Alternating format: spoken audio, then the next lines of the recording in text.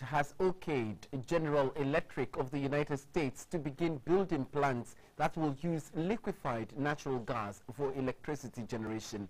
The capacity of the General Electric's plants can supply 1,200 megawatts of power. Phase 1 of the project will generate 750 megawatts by the last quarter of 2016, and it will ramp up to projected maximum levels by 2018. Napoleon Atukito reports. GE brings on board 1,200 megawatts of electricity, of which more than half of the estimated generation will be ready by the close of 2016.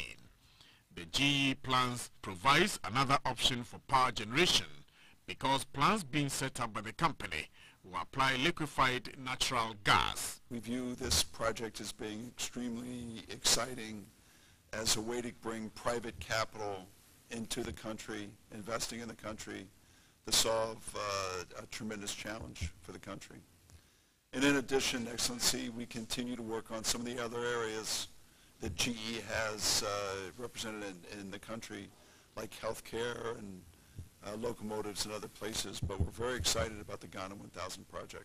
This will be the single largest injection of power into our transmission grid in history.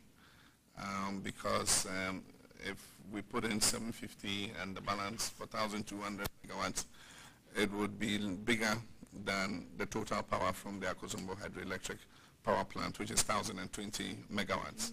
And so it will be our biggest source of power on record.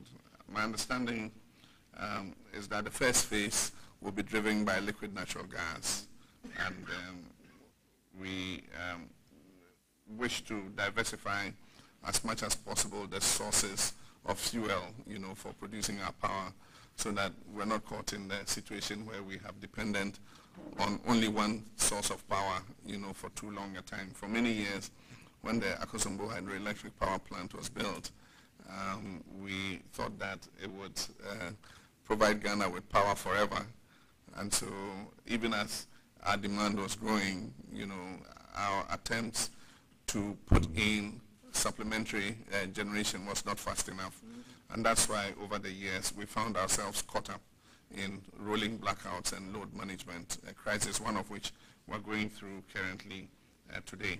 The President noted that the United Nations Conference on Trade and Development, UNCTAD, projects a volume of $56.3 billion in foreign direct investments to Africa this year.